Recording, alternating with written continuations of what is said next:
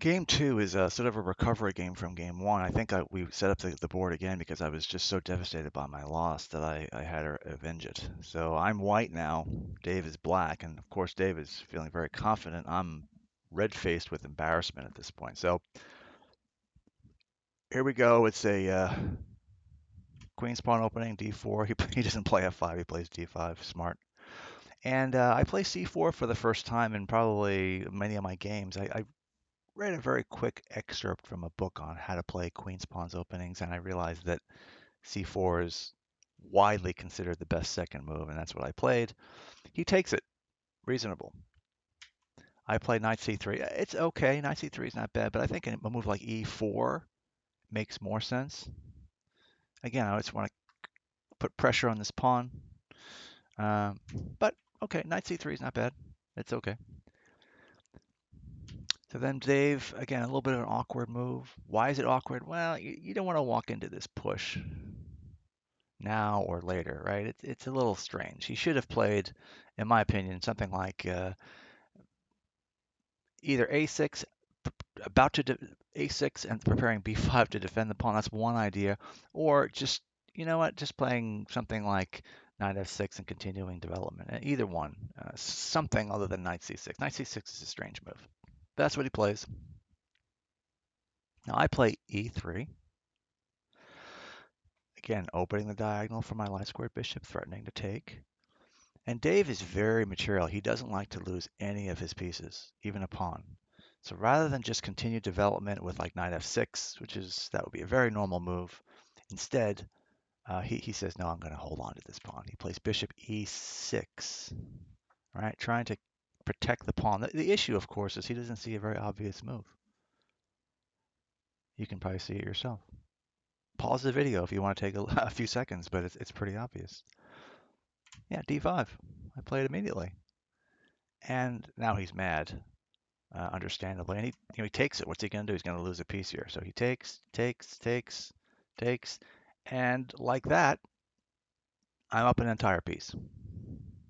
Right? One, two, three minor pieces for him. One, two, three, four minor pieces for it. It's just game over, right? I mean, technically speaking. But remember, we're unrated players. We're like, what, 12, 1300 maybe? Anything is possible. So like most players, when they're down, he's upset, but he realizes he's probably going to lose. So he just says, all right, let's see. I beat this guy before in 6 moves. Obviously, he can't be that good. Let's see what happens. And that was a right approach. So he castles long. Good move. Hitting the knight right away, right? Putting pressure on it. So what I should probably do here is just move my knight back because it's kind of extended, and just put the knight back and just continue on from there. Instead, I play, I play a little stranger move than that. I play, bishop c4, which is okay. It's not completely strange, but it's a little odd because now he plays knight a5. Again, I really don't want to lose this bishop unless I have to. I'm up a piece, but anyway, I play b3. He plays e6, chasing my knight back. I play there. Again, Dave is just very aggressive. He plays immediately bishop b4, putting a pin on it, indirectly hitting the king. He wants to take this piece here and then hit my rook as well. So is it a threat? Yes, I do see this threat this time though. Let's play knight to e2. Okay. Now he takes the bishop, which is, any taking is actually going to help me because I'm the one up a piece. But Dave decides he's going to hack it off, and that's fine. My pawn is isolated and by itself, so it's not maybe completely crazy. So I recapture. Now here Dave plays a strange. He plays this move here, h5. There's not much to talk about here. This is just a player, him and me and him both, who really are not very well experienced. This is just some way to get activity and create expansion on the king side. Right? There's really no threat, but hey, he's just going to try and do what he can do. So then I castle. What's there to worry about? I mean, complete my development and move on. Well, Dave, again, He's doing what I call the caveman attack. He's just coming at me with all fours, and he's just not going to let up until he, I guess, tries to mate me. I mean, I think that's the goal right here. He's just trying to create complications and pawn storm me and hope that he can break through. Okay, now my move. I play e4, and it's a reasonable move because I want to open my bishop diagonal and hit that pawn. A better move, again, I don't want to go into a ton of variations here, but probably something like knight e4 is a little better. Again, knight e4 would also hit the pawn. It also allows a move later on like this, which is getting on that really nice long diagonal. But instead, I play a secondary move that's not as strong, e4. Okay, well, he sees that. He plays g4, again, just trying to continue his pawn advance. And I play this move f3, which is dubious. I'm still winning, of course, but why am I going to help him break these pawns up, right? Any move is good here. I mean, really, there's so many. Even bishop e3 is probably fine if I really wanted to play that. Yeah, knight b5 is an idea. Frankly, even like rook d1 or something, if I'm just to trade off, if I really wanted to do that, that's a move. But anyway, I play the questionable f3. He plays rook d3 again, hitting this piece here. Now he has two pieces on it, so I gotta deal with the fact that it's being hit twice. So I play bishop b2, protecting. Now he's getting his pieces out. Knight f6. Here he goes. So he's starting his run here. Now what I should play here again, I keep in mind I have this really long diagonal. It's about to be open, so I play knight b5. Reasonable. Hitting the knight. Now he has to play rook. Well, he plays bishop check first, bishop c5, which doesn't do much, but it's just a move. I play king h1. And his only move right here is to protect the knight. He can't move the knight because his rook is hanging, right? And again, this diagonal is just devastating. So he has to play rook h6. Very defensive move, but that's what he's got to play. Now, next move for me should be, again, anything is probably fine here. Even knight c1 looks like a pretty good move, hitting the rook, right? And then preparing a move like knight b3. One idea, for sure. But instead, I take on g4. He takes with the knight. And again, like that, look at this. His pieces are very active, right? He's got all these squares. He's not, necessarily winning or anything, but he's now, after it gets this last piece in the game here, um, it might be a bit of a fight. So we'll see what happens. But I have to address this. So what I do, I say I don't like this diagonal. I don't like the ability for him to check me. I'm just going to play bishop d4, which is reasonable. He takes it. Now all I have to do is take with the right knight, and it's really game over again because he's running out of pieces. So a move like this, uh, and that's it, right? I can probably play later on. I can play like rook over or something and offer trades and be done. But I don't do that though. Instead, I take with this knight, not understanding he has a6, forcing my knight to move. But instead, what I do is I take on f7 first. He takes the knight again, and like that, the game is equal. I take, and I'm threatening now c7, right, to take. He sees that, he plays there. I hit him with check. He plays rook back, and then I hit him with a really strong move, I have to say, considering I'm only, unrated, 1300, 1400. I hit him with knight d6. Now he can't move to c7, and why not? Why can't he just go here? Well, if he goes to c7, I just take the rook. He's got to capture, of course, and then whack. I hit him with this fork, hitting king and rook, and then it's definitely game over at that point. So knight d6. He he doesn't really quite see what's going on here. He plays king up here, which is normal. I take on d8. Then he does this first. He plays knight f2, which is a complete miscalculation. It doesn't make. I just play king g1, right? He takes the knight, which is a little odd.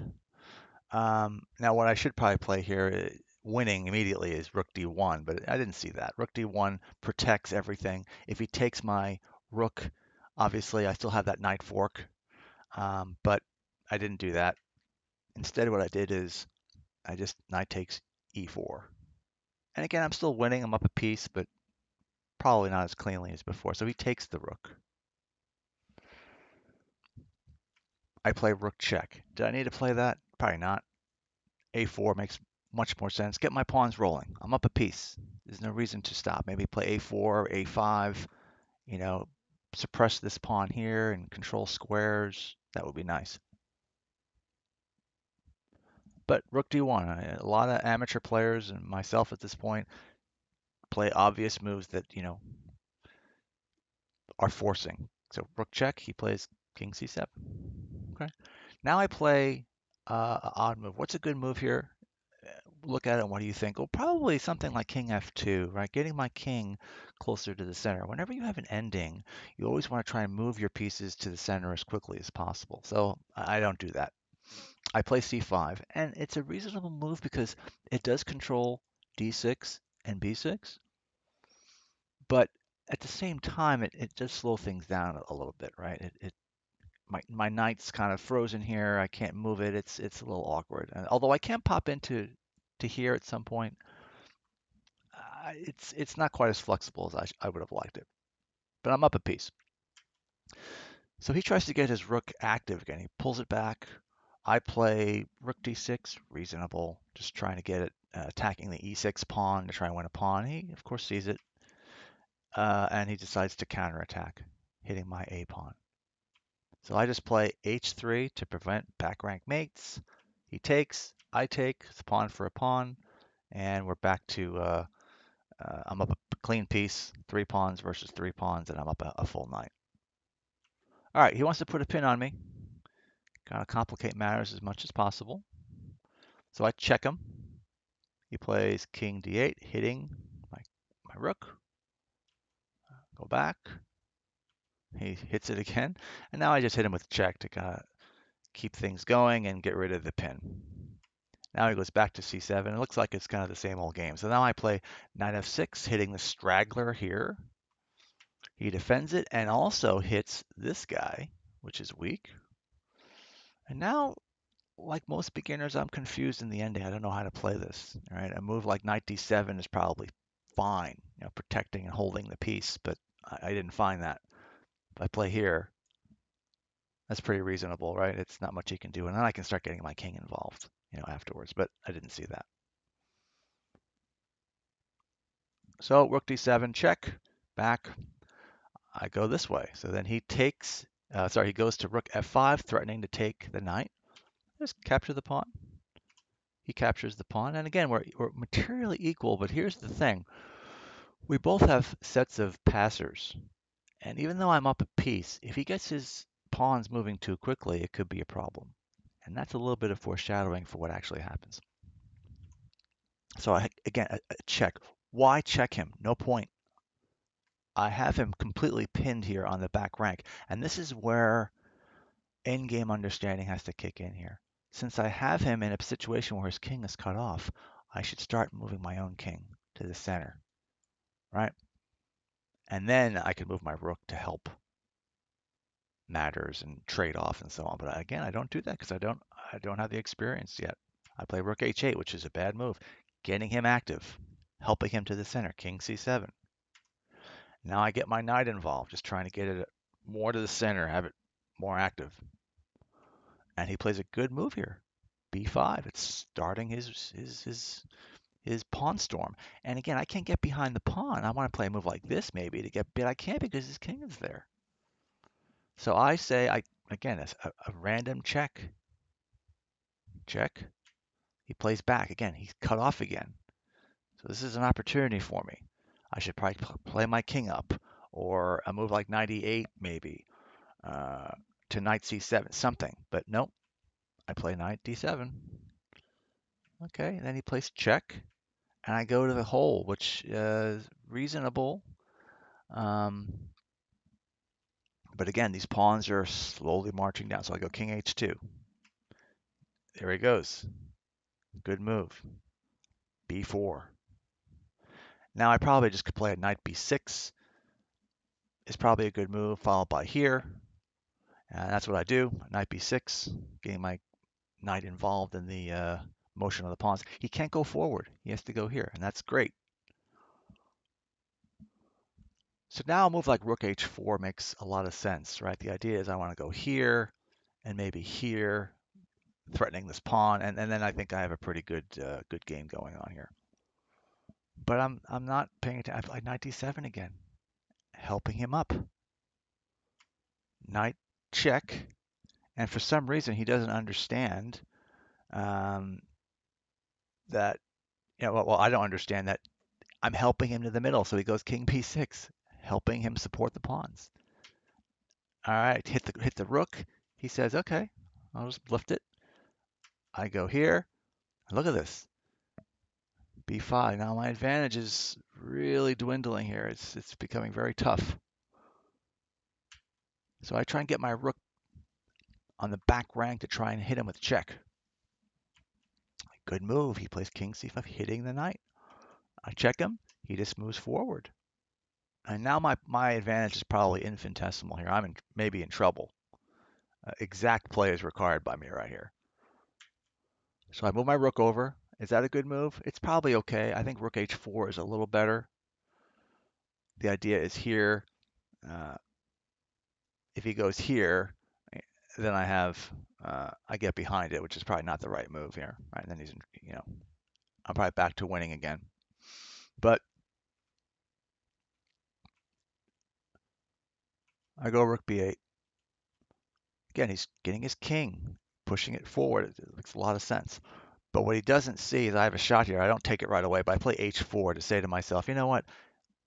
This pawn is now trapped. It can't go forward without being lost. So I'm going to start my majority going.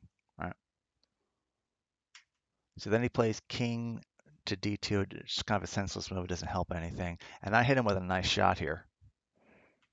I hit him with knight d4. h5 is a move too, but I hit him with knight d4, which is very strong. Not as strong as h5, but the point is now this pawn is forever lost. It's never going to be recovered. So the point here is, the takeaway in this game is a one game is never won, right? Even though you're up material, you still have to play it out to make sure you can win, particularly if your opponent doesn't resign. Second takeaway I'd say is when you're up material, try to consolidate your forces so they're not as stretched out all across the board. Try to bring them back to good squares, finish your development, and then continue the game. Those are two critical pieces. So at this point, we're tied, one game each. Dave and I, over the years, probably 2 or 3 years, played about 50 games. I'll bring more of those in future videos, but I wanted to show you 2 of them just to kind of give you an example of amateur play and what it looks like, and how we can learn from even these types of games some basic themes and basic approaches to the game of chess. Thanks for watching, and I'll see you in the next video.